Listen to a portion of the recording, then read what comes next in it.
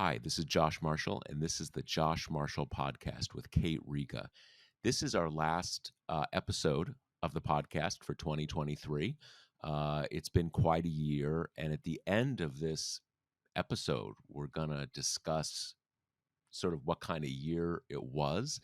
It's a funny mix of things, and I did a post yesterday, kind of trying to take stock of what people are making of this year. You know, there's always that genre of end of the year opinion pieces and essays. You know, this was the year about this was the year about that. So we're gonna get into a little of that.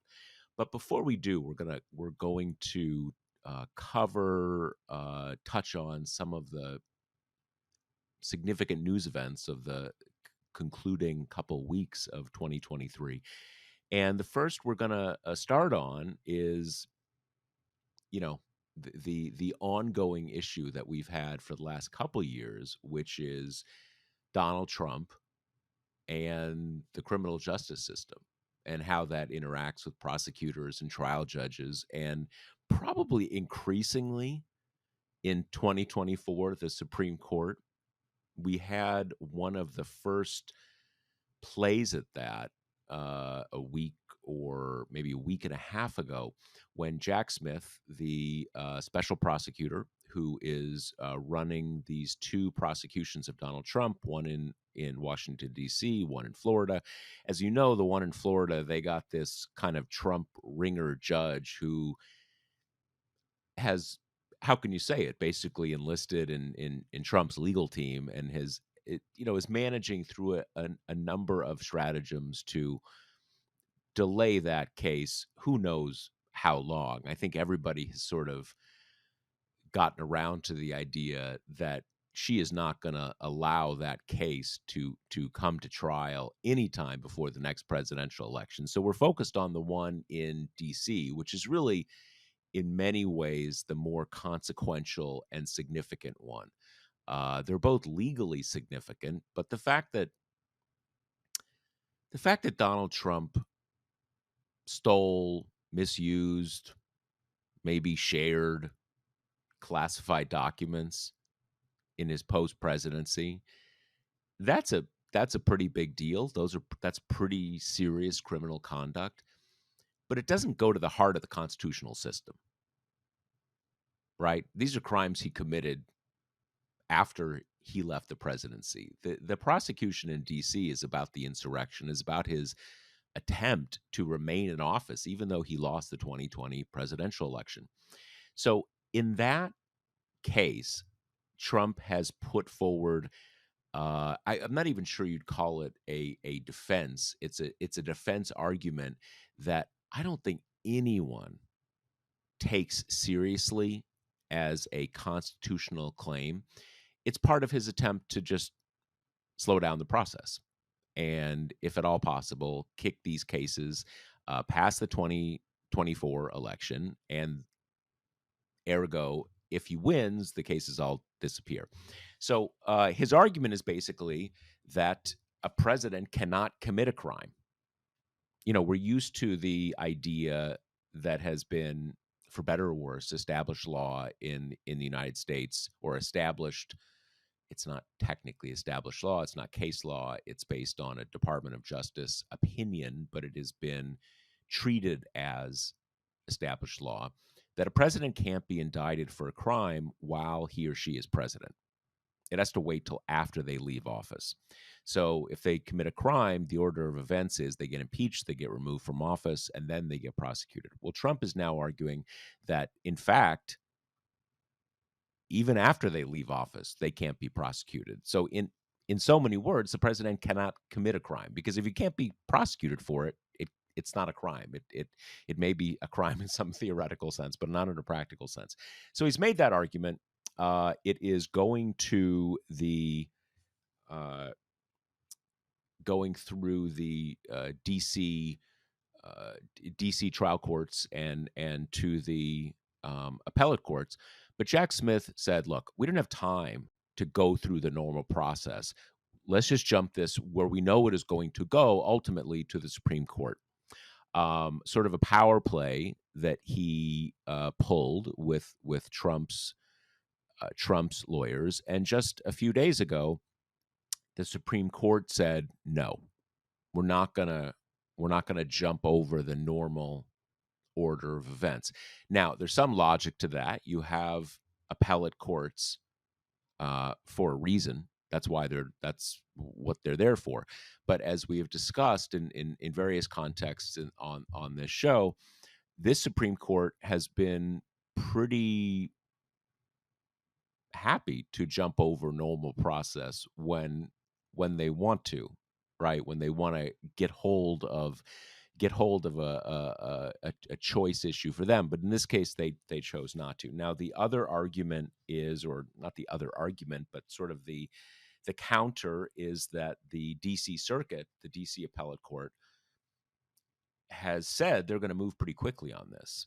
So it may end up getting to the Supreme Court pretty quickly. And if you want to think the best of this Supreme Court, the argument might be, look, we don't really want to, we'd like to see a decision in front of us, and then we'll kind of say whether we like it or not. We don't want to be writing the decisions here. In any case, that is what we're going to start out with. A significant amount of disappointment and kind of confirmation of people's assumptions about the Supreme Court when they opted not to take up this case.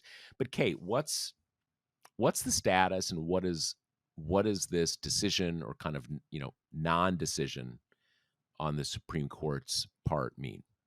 Well, I think it's, first of all, totally unclear how bad this is right now. It's hard to spin it as kind of good for the oppositional forces to Trump, because all that really matters here is whether the trial date is going to get pushed off.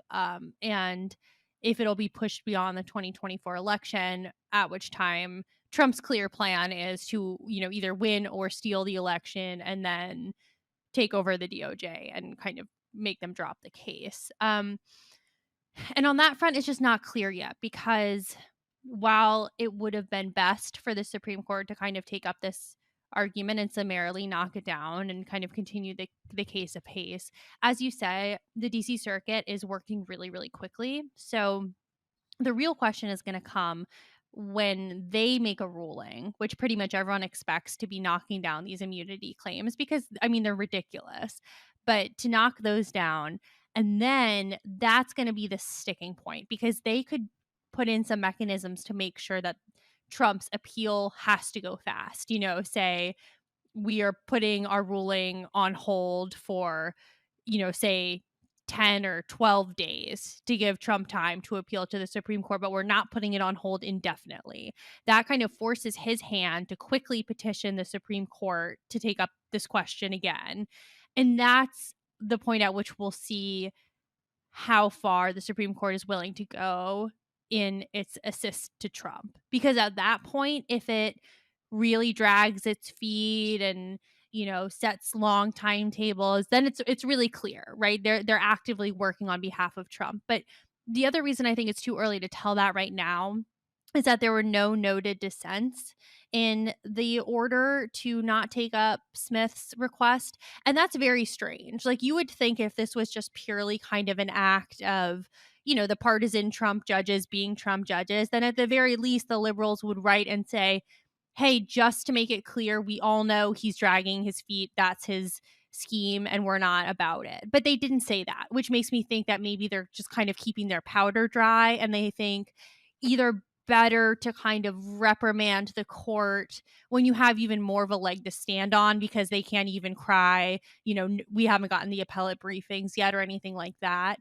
Or they think they've got enough people on their side that, say maybe some permutation of like Roberts and Kavanaugh or one of those is going to side with them when it really matters. And they don't want to, risk any kind of pissing them off now when it doesn't really matter that much. Yeah, that's the point. I mean, I reacted very negatively when this came out, and I don't regret that, because I think this is a Supreme Court where we really are entitled to, and to use their language, enjoined to think the worst of them, right? In every case. However, that did jump out to me, that they don't, and tell me if I'm getting the procedural aspects of this wrong. They don't even have to write a dissent. They can just say, "Hey, you put in that I didn't agree to this," and they didn't, and that does make me it does make me think that it's something like that. There is a, I would even maybe even go a little further than what you're saying, that there is a majority understanding here about how they're going to go about this, and that it is, I assume that there is some thinking on the court like, look, we don't want to, any jumping ahead of the process. We don't want to have any sense that we are, tilting against him or something like that. I mean, that's not a terribly good argument, because as we've said, they do it when they want to. Um, but everybody's trying to bend over to kind of not give any reason for the kind of Trump supporters to think the system is kind of rigged against them. And they're going to just kind of follow the normal process. And now let me ask you one question. I said, and you said, the DC appellate court is moving really quickly on this. What do we base that on? When we say that, what facts and evidence are we going on when they say they're moving quickly? How they're scheduling kind of Exactly. arguments and stuff like that? Right. Yeah, they're scheduling these arguments to start January 9th, kind of as soon as you can, whenever everyone's back from, the holiday break.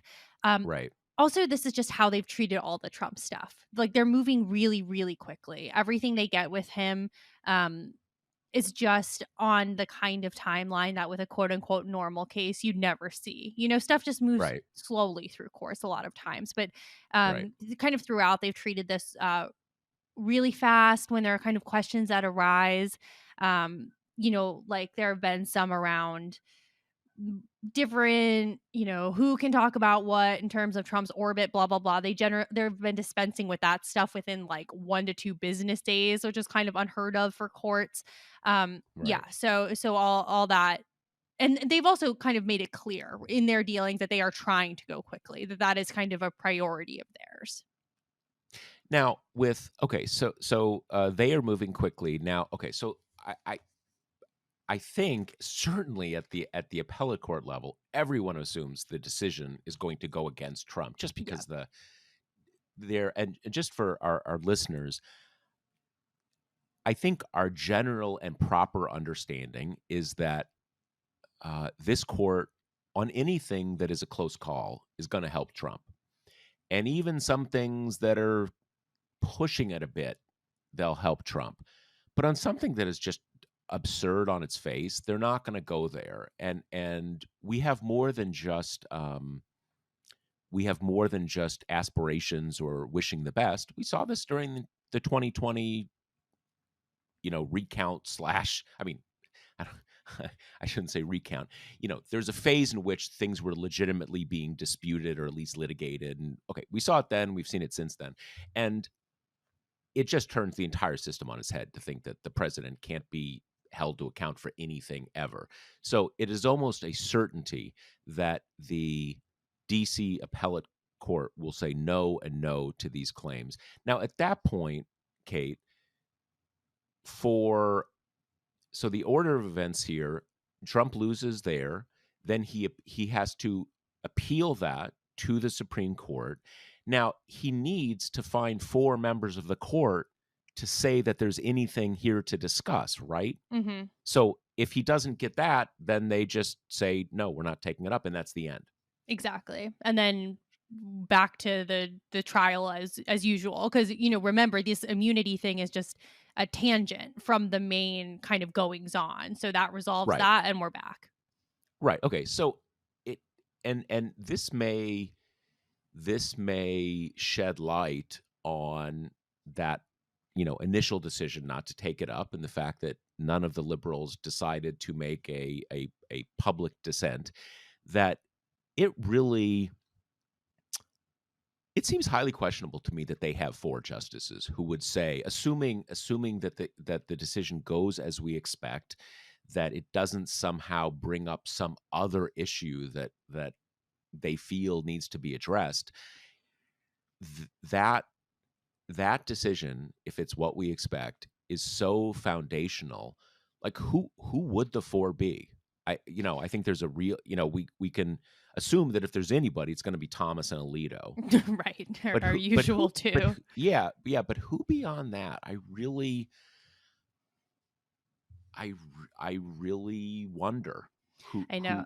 who those would be. Yeah, I'm so skeptical, and it's such a profoundly uncomfortable place to be inclined to think the Supreme Court will kind of do the right thing. But I think what's critical here is this is Trump's Hail Mary. Like, this isn't the last chance to kind of bail him out of this case. And I think if, as you said, if the Supreme Court gets a chance to do so on a closer question that doesn't have the entire legal world kind of howling, they probably would. And also, there is the argument that if people on the right want to be vindictive towards Democratic presidents in the future, which they show every sign of wanting to, this is going to make it a lot harder for them to, haul Joe Biden's ass into jail on Yeah. whatever kind of Hunter Biden Yep. nefariousness they try to bring up. Yep. Yep. Yep. No, that's the thing too. So I think that really is the sort of the the best interpretation of the facts we see in front of us, that they know that there are not 4 justices who are interested in taking this claim seriously. So no big loss. Now, just for us to understand it, okay, so we have a March date now. The election is in November. Presumably, it's not a binary thing. Like, if you can't do it in March, then it's off to 2025. Right. Do we have what is the flexibility there? If you lose a month, you just put it to April, or kind of that is maybe actually up to what's on Judge Chutkan's calendar in the Right. spring of 2024.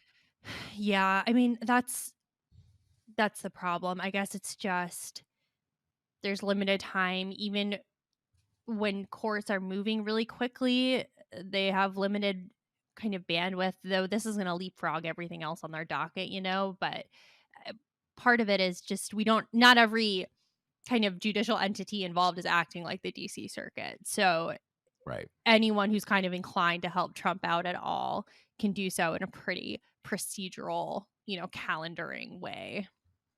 Got it. Got it. Got it. Okay, so that presumably we're gonna over the course of January we're gonna get a pretty good look into where that's going. Even if it's not resolved, we'll get a sense of, like, as you said, uh, how long is he given to, is he given a tight leash for how long is he going to respond and stuff like Exactly. that. So we'll know a Yeah. lot more in And January. honestly, if this comes down differently than we're expecting, like, I think there's almost no chance the DC circuit will rule in his favor, not least because, I mean, he's got a panel of 2 Biden people and 1 Bush. He doesn't have a lot of allies there to begin with. But say they still rule against him, it goes to the Supreme Court, and they say yes, like, we agree with you that presidents are completely immune and everything.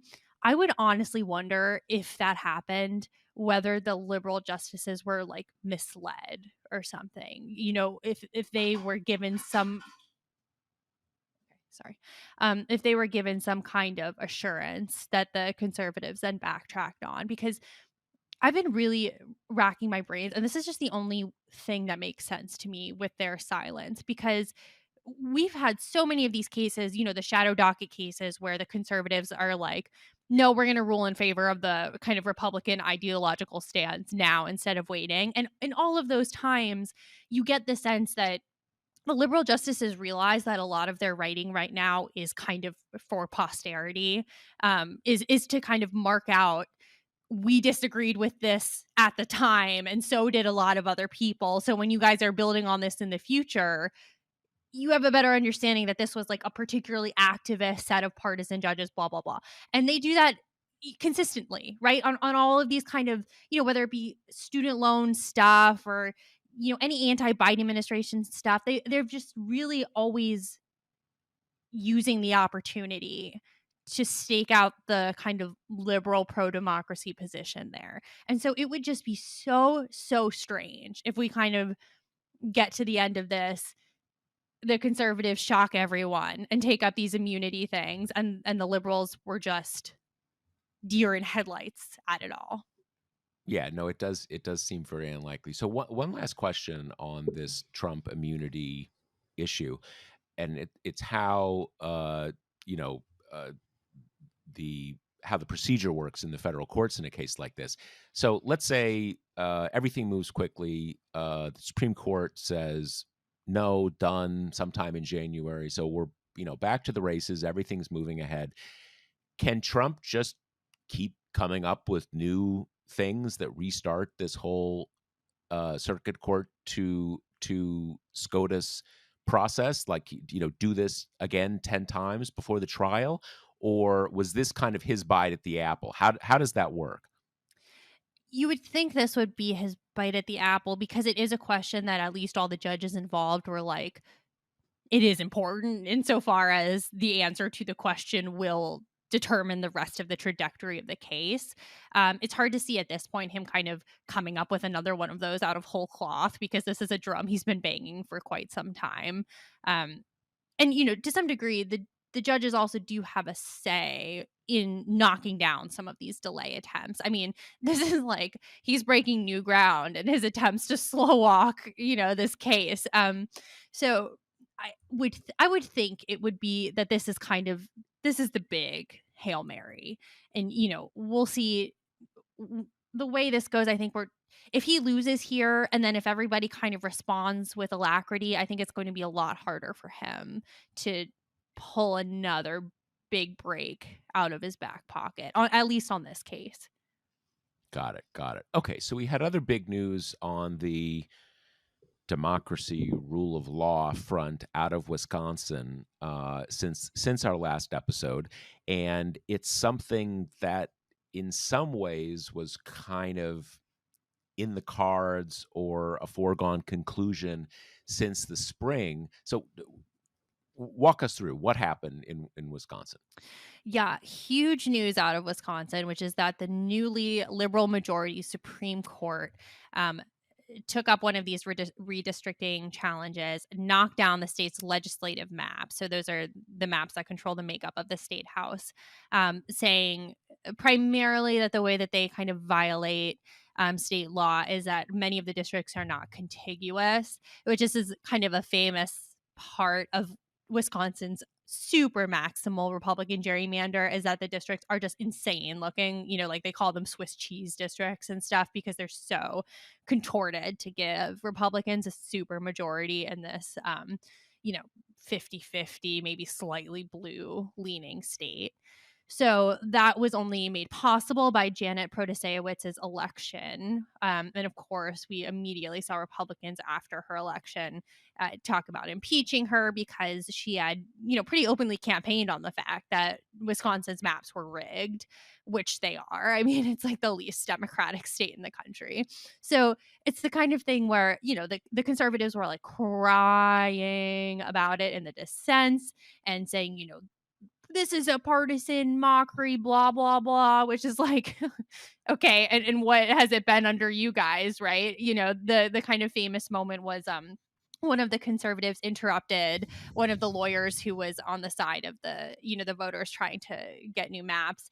And she said, we all know we're only here because there was a member change on the court, which is like, well, yeah, but the only reason we've been where we've been for the past 10 years is because the membership of the court. So it's kind of funny to yell at your opponents for playing politics when you've maintained the worst gerrymander in America for over a decade. So they were the state legislative Republicans were, as you said, from the moment of her election, basically threatening to impeach her, and they threatened, and then they seemed to go a little soft. And just a few days before this decision came down, I remember I slacked you an article that basically had Robin Vos, who's the Speaker of the State House and kind of the big GOP guy in the state, basically saying, "Yeah, that's not going to happen. That's just ship has sailed on that." Do we know why? What drove their not having the not being willing to follow through on that threat? I've asked around about this before, and people seem to kind of just cite that the blowback was more than he expected it to be. And I do think there's probably some truth that in some of these states where the gerrymanders are so tortured, these Republicans do kind of like fool themselves into thinking they are these super popular legislators, which is not really true. He also had a quote after this decision came down that this matter is far from settled. The US Supreme Court will be the last word on this, which like I don't maybe he just like doesn't know how court systems work, but the US Supreme Court has like no jurisdiction over state level gerrymandering, which none of this has anything to do with Wisconsin's congressional maps. It's solely the legislative ones. So even if you're like an advocate of the most maximal independent state legislature theory kind of thing, there's still no jurisdiction for federal courts when you're not at all talking about federal elections. So I don't really know what he's hoping to do there, but I think even if they would try to petition the US Supreme Court for cert, the Supreme Court would say, well, we don't have jurisdiction over this. So Well, thanks for writing. isn't there, I mean, one of the big you know the big one man one vote uh jurisprudence, which I guess was in the 1950s, had to do with, I mean, that was about the old system where you basically had the kind of the equivalent of an electoral college in many states where rural districts had 10 times as much influence as an urban district. But as a practical matter, it's not happening. So we don't know what he's there are some arguments you can get there, but as a practical matter, that's done. I mean, now, okay, do we know in Wisconsin, I mean, the ruling from the state Supreme Court was, new maps and new maps in time for next year. So, and as these things go, that's a pretty quick timeline. Now, do we know, are are both parties kind of acting on the assumption now that there will be new and relatively fair maps in place by next November, and we're going to have like real elections in the state?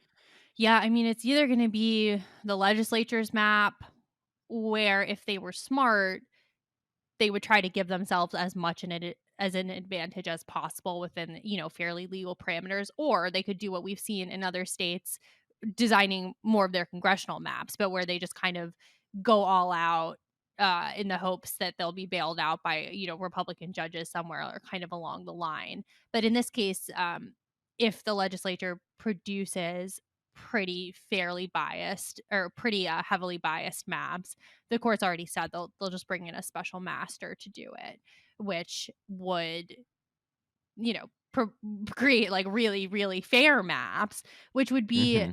a huge, huge, huge deal because, I mean, these super majorities are such that not only can Democrats never win the legislature, these Republicans will kind of anoint themselves with all kinds of power, strip the governor of his power, kind of the one place where a Democrat can get elected because gerrymandering doesn't affect the statewide races.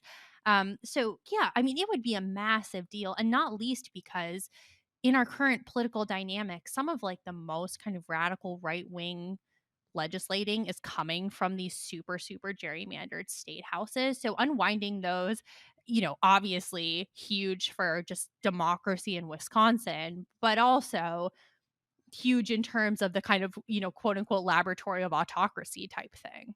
So one thing that listeners might be wondering that I was wondering is why did when Protasewicz got elected.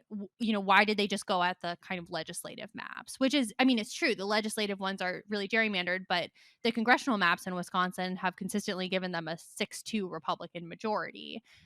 So I kind of looked into that, and it seems to be a combination of factors, which includes just the way the state is laid out, is that Madison and Milwaukee are the super, super kind of Democratic powerhouses, and then everything else is red, which is not a rare state layout, but it is just in terms of how concentrated those voters are in the metro areas. So some Right. experts think it might not even really be possible to gerrymander a situation where Democrats can get many more than kind of two super reliable seats Right. just based on Right. how people are dispersed in the state. And then also, if you go at the congressional maps, then, re our earlier conversation, well, there's no question that the US Supreme Court can get involved then, if you're dealing with federal legislators and federal elections. And I think people are kind of opting on the side of, if we wouldn't even necessarily get a lot of boom for our buck,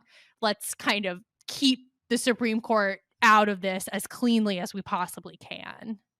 Yeah. Yeah. No, I think that is. I mean, as you said, that and this is something for everyone to remember, that gerrymandering is a huge thing, but history has done a significant amount of gerrymandering as it is by it's not polarization, but just concentration of voters, liberal voters in cities and more dispersed in rural areas, and that's just a fact. And gerrymandering, these two things catalyze each other.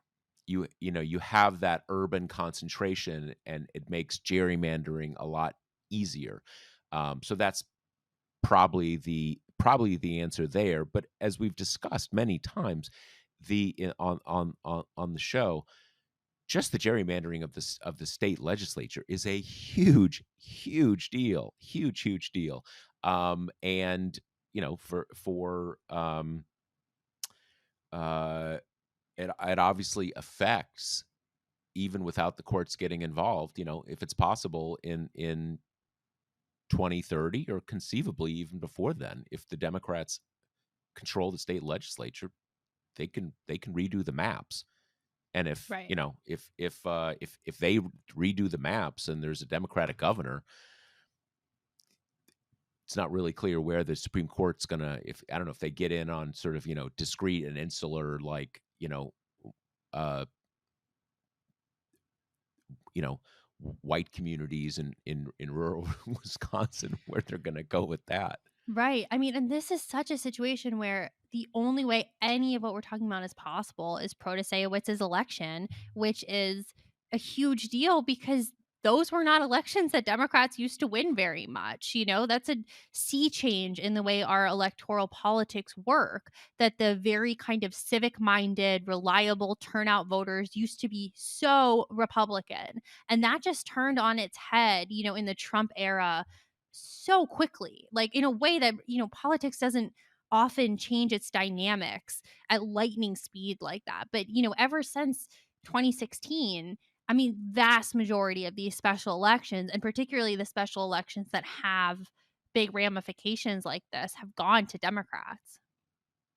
Yeah, and I think that the consequences of her election give us some understanding of why, after they made those initial impeachment threats, even the quite feral state Republicans in Wisconsin felt they needed to draw back. Because I think a lot of people could see, like, look, okay, you have a gerrymander, it kind of locks you down, whatever. What's the solution? Well, governors, Supreme Court, whatever. That if you just if you cut off any democratic, small d democratic solution to this problem, that was going to have there were just a lot of people who were not okay with that. And I think they also sensed that aside from public opinion, legitimacy, whatever, they could very well have a replay of this Supreme Court election coinciding with the 2024 election, and having, kind of put their thumb in the eye of voters. Then it's going to turn maybe a whole presidential election or a Senate election or whatever. So I think that it was too much. Totally. Even they sense that it was too much. And we've seen kind of parallels in other places. It reminds me of in Ohio after right on the heels of the abortion amendment passing, you had Republicans saying, "Well, we're gonna put it up again next cycle," kind of thing. And then it's definitely Or ignore it, or just say, right. "Well, this didn't really say what you thought it said, so And that's sorry." definitely super dark and concerning, the fact that the Trumpian kind of refusal to ever accept an election loss is so part of Republican DNA now that there's like no election where that doesn't come up in a small way, even if they don't kind of follow through on it. But it's a similar thing in Ohio where I think kind of the big reason that they seem to similarly have kind of backpedaled off those threats is they recognize the electoral potency of these things and don't want to kind of put it before voters in any form again and have it cost them more than one race. Yeah, and I think too, one of the things, and this maybe even feeds into the stop the steal stuff in 2020 and stuff, and stuff, that those threats of impeachment, the functionally similar things we saw in Ohio, which, a big popular verdict, and then the state legislators are like, no, or maybe no, or something like that. I think what we see there is the muscle memory that state legislators get when they are used to having such decisive gerrymanders, because it doesn't come up in really red states, because they're really red states. It may also be gerrymandered, but it doesn't need to be gerrymandered, right? You're not going to get a liberal Supreme Court candidate in Alabama or Idaho or something like that. Where gerrymandering counts is in marginal states, and obviously Ohio is much redder than Wisconsin, but still it has a lot of big liberal, urban areas and stuff like that. And it is a feature of extreme gerrymandering that you start getting state legislators who act like that, who think like, wow, we just had a kind of a big election where like the public overwhelmingly disagreed with us, and our response is fuck that, we call the shots here. That's muscle memory you develop Yep. with extreme gerrymandering. And So anyway, it yeah. also reminds me of something that came up in our recent conversation with Heather Cox Richardson, which is another pod we did for listeners who might not have heard it yet. But this idea that strong men or people emulating them have to move very quickly. That speed is a really important part of establishing these kind of regimes, because you need to go fast enough that people don't have time to think about what's going on, to kind of rise up against what's going on. You just do a ton of stuff and you do it so fast that people can't pay attention, can't keep up, are overwhelmed, are kind of disengaged, all that kind of thing. And I never put it in those terms before. And I thought that was such kind of a helpful construct in understanding this stuff.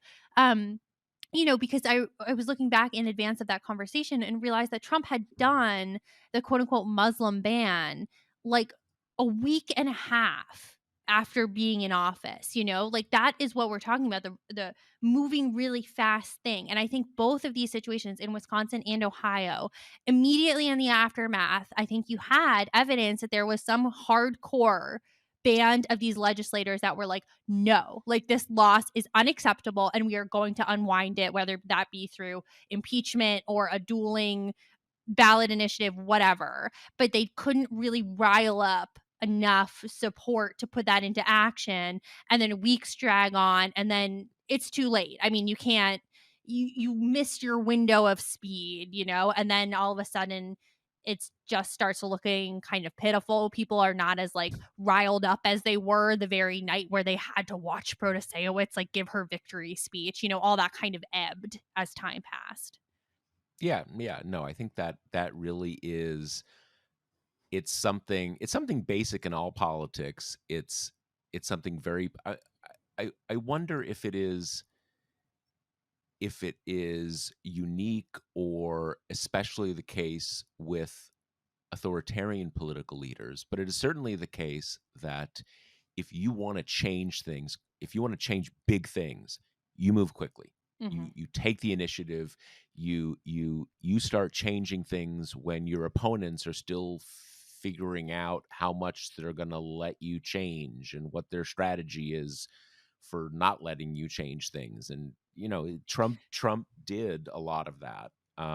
Yeah, I And mean, and what you just said was a really great point that this is not solely fascist behavior, right? Like I remember at the beginning of Biden's term, this is what a lot of people were saying for him to do. Like do a lot of stuff really fast so the Supreme Court can't keep up and can't knock everything down, It of course that's not really how legislating works in a system with this many veto points, but it's a good point that this is a strategy turned to fascist ends often, but is not kind of solely in their silo.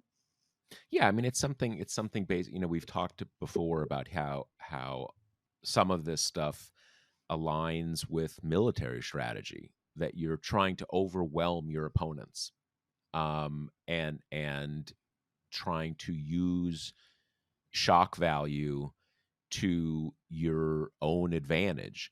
That I think one of the points that some Democrats were making early in 2021 is, okay, sure, some of this stuff's going to bump people out, but do it all at once, and you know you concentrate all their bummage in a few weeks, and it's Yeah. done, and kind of it's over, and um concentrate it all when we have sort of de facto control of Congress, and everybody's still in shock over January 6th, and is what it is. So it's not exclusive to um, authoritarian movements, but authoritarian movements have, in many ways, a special need to a need for speed because they're not as concerned about popular opinion, Right. right? If you have confidence that the public is going to validate you, you don't have as much need for speed. Now, politics works in funny ways. It doesn't always exactly equate to public opinion, so that gets complicated, and you obviously shape public opinion. But in any case, it's an important dynamic to think about, and politics as it should exist has various norms in place, because that's just that's sort of the tendons and soft tissue of a political system, right? Yeah. And authoritarians, anti-democratic forces are inherently more eager to get rid of those, plays to their advantage, Right. because power is the only thing for them.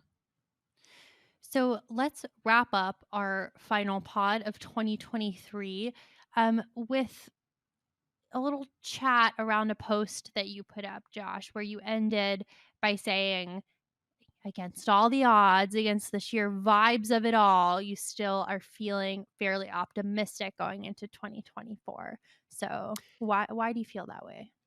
Yeah, I've written before about how I think there is it is the ethical way to approach life, to approach it with an optimistic perspective, just because that's a good way to be in the world. But that's not what I was talking about here. I was talking about just kind of my hunch, my a predictive hunch, and I don't really have exactly a sense of why I feel that way. It's it there's no there's pieces of evidence here and there. There's a lot of continuing, uh, kind of good economic data. Not that that seems to have mattered terribly over the last 18 months. And there's even some, in relative terms, optimistic polls that have come out recent, relatively speaking. But I don't know. I, I, I think that's the best way for me to put it. I'm not exactly sure why, and there's no particular evidence point. I just have a kind of a global sense that a lot of the things that people are and we are and I have been you know seen as ominous are maybe either overblown or they're running their course. And I was struck because I've gotten a lot of, as you've said, we've gotten a lot of, some, just in the way our email system works here at TPM. There's our main email uh, address that we all get, so everybody sees those, and then we have individual emails. So some of them come just to me, some of them come to the group. But we've had a lot of people saying, yeah, I don't really have any idea why I feel that way either, but I kind of feel that way too. So it seems to have struck some kind of of chord for whatever reason. It's funny because this is how I've been feeling for kind of a long time as well. And it's interesting 'cause my mom posed me this question where, if I am God and I get to choose right now, would I choose like Nikki Haley to win the election? The good obviously being you avert a Trump presidency. You get like what counts as kind of a normal Republican by today's standards. But obviously then you're sacrificing the chance that Biden might win. Um and it's funny because would not take that cosmic deal, that kind of democracy preserving deal, because I still like feel rather bullish about Biden, which is so kind of counter to the global narrative we've had for like months at this point. But I think for me, it continues to boil down to I just still have not heard a compelling argument why Trump would be a stronger candidate than he was in 2020. The only argument of that shape is that Biden is a weaker candidate than he was then. And I don't buy that. Like I buy that people are dissatisfied with kind of the pressure points in the economy that predated Biden, that maybe we were less angry about during the pandemic because we had other stuff on our plate. And now you're reemerging to a society where everything's still too expensive and wages are not, matching the growth of products and blah, blah, blah. And I hear all that and I think it's all true, but it's just really hard for me to wrap my mind around a reality that vague economic discontent and or concern over foreign affairs, which don't tend to kind of be central in Americans' perception of the world, even given that, both Israel and Ukraine have been kind of singularly potent given how far off they are and given that Americans usually don't like super care about stuff that is happening on foreign shores. Even if all that's true, it doesn't seem to me that package to be a compelling argument that Biden is so weakened by those kind of amorphous things that all of a sudden a felony indicted Trump who's going to spend his next few months going in and out of courtrooms while he tries to campaign, that is a stronger person than Biden, even if people are not excited about it. And it also feels familiar to me. Like people have never been excited about Biden. So I think part of this is acting like it's such a colossal shock that young people are not buying riding with Biden merch the way that they were when it was Obama. Right. And I just like, Right.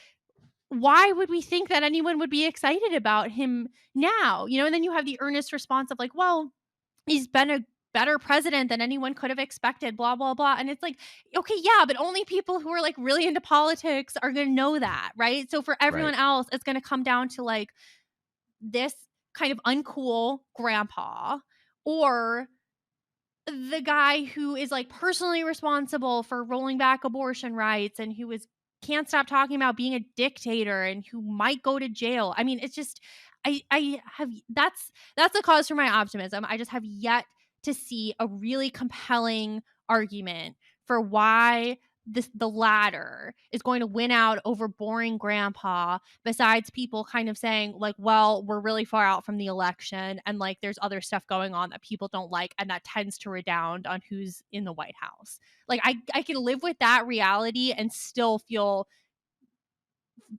cautiously optimistic about 2024. Yeah, it's I've had those thoughts about this coming election for a while, and there is stuff like the dictator stuff. Trump posted on Truth Social a couple days ago, or maybe yesterday. Word cloud, one of those things where sort of they run the numbers of how you use words, and the ones you use a lot show up really big. And the words were, revenge, dictator, all these crazy words. And this is him posting it, right? And when I saw that, I was like, I'm not buying that this is gonna work. And I have, as I've expressed at various points over the last year, over the last 6 months, I have always thought Biden's position was better than people thought. It's still like not like I'm saying, oh, he's got it in the bag. You know, I'm not even going to show up to vote. It's so done. I'm not saying anything like that. Um, but and again, I just kind of have a hunch, and it's not like, I mean, look, I've spent a lot of the fall kind of like, man, this is looking pretty bleak. Like not just the presidential, kind of like, man, everything is looking bleak. Like what is going what is going on here? I mean, I set aside the immense tragedy for so many people of what has happened in Israel Palestine over the last 2.5 months. I think when the youth protests got going, and here let's set aside who you agree with or whatever. Let's look at the sort of the functional reality of Democrats need a big youth turnout, right? Just the coalitional realities of that. I think a lot of people looked at that who were kind of looking towards 2024 and just thinking like, okay, I guess everything's going to go wrong. And so I'm like, whatever. Like, I'm not even going to care. I'm just going to go on vacation because, like, we're maxing out and everything that could go wrong. I felt a lot of that too. But again, going into the new year, I just kind of have a hunch. And one thing a reader said, I'm gonna try to publish some of these reader emails today and maybe into tomorrow. Said, and I think this kind of brought it together in my mind, that it's not, and this is not saying it's certainly not a negative on Biden, that this is really not Trump Biden. This is the Democrats versus Trump. And it really is, because that's just the reality. And how did Democrats kind of do in elections recently? Pretty well. And this isn't just like a slogan. And it it's not just a slogan, and it's not cutting Biden some slack. It is just not the case that Democrats are going to have a solid year in 2024, do well as they've kind of done in several successive elections, and Biden loses. That doesn't make sense. That does not add up. And maybe that is part of my sense of general optimism. But in any case, like I said, I think I'll stick with where I started, which is I can't really point specifically. This is just kind of where my head's at and what my feel of the situation is, and I feel I'll leave it at that. this has been our position on the show for kind of forever, which has been we are aware of the vibes. We are at times infected by the vibes. It's impossible to avoid them, especially when this is your job. But the idea that vibes, these vague emotions that are a year and a half out, have already kind of decided how things are going to go is just it's kind of silly. It's not really what elections turn on. And I actually thought one of the most heartening data points in your post was the polling that had been done on these other kind of hot shots in the Democratic Party, like Gretchen Whitmer, et cetera, to kind of see how they fare in a head to head with Trump. And Biden did better than all of these other people who are constantly named whenever it's like Biden shouldn't run.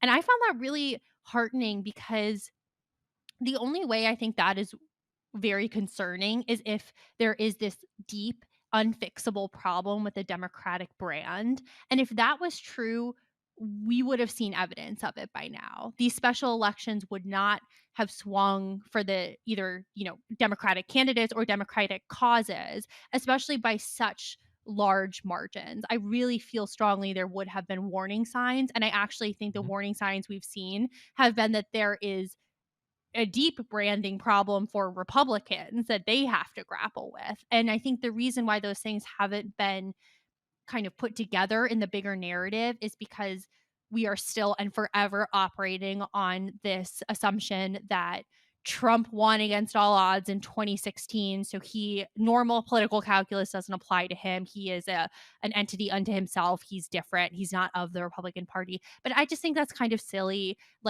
I think Trump has been brought back to earth by subsequent elections. I mean, he did lose in 2020, and of course he's not divorced from the Republican brand because the Republican brand is Trump. That's all there is to it. There have never been a truer metaphor for that than when the party platform just stopped putting anything out and just said, we're just Whatever supporting Trump Trump. says. Yeah. Exactly. Yeah. Yeah. Yeah. Yeah. So I don't know. That's why I think it's hard for me to buy that it's the Democrats who have this big unfixable problem when you're kind of looking at their opponents.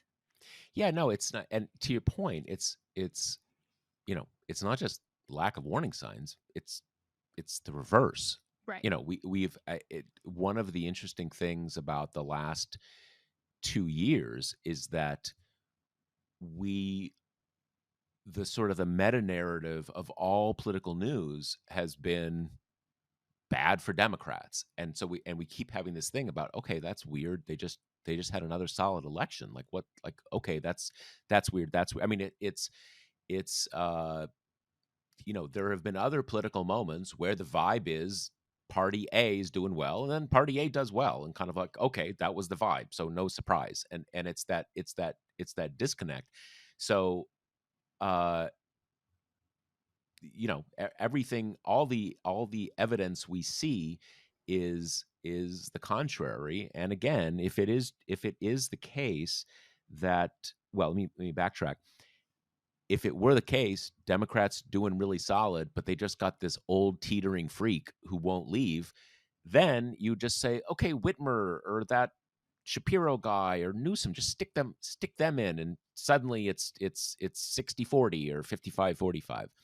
And it's not. And that, again, and I'll just conclude on this front. Like, I'm sure some of you are listening and saying, oh, looking on the bright side or fooling yourselves or whatever. None of this is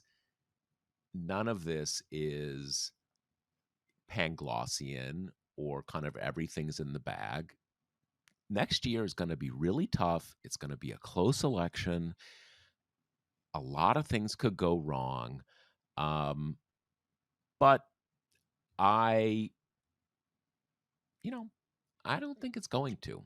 I could be wrong, but that's my hunch based on what I'm seeing now. And it seems like at least some of you are kind of, for equally inexplicable reasons. I mean, I can't tell you how many of your emails I've seen over the last 24 hours where you say, like, yeah, I can't really figure it out either why I'm feeling kind of optimistic. Like, what's my problem? Um, but there you are. So in any case, whether we're right or wrong, it's a good vibe to end the year on and start the new year on. And just for everybody at TPM, let me say a couple things. First of all, as we've said a million times, we are a member supported organization. That is our business model. Something like 90% of our revenue comes from your subscription fees. So thank you, right? For everyone on this podcast, listening to the podcast who is a member, thank you for being with us. Thanks for believing in what we do. Thanks for supporting what we do. We really appreciate it. We try to always keep that in mind.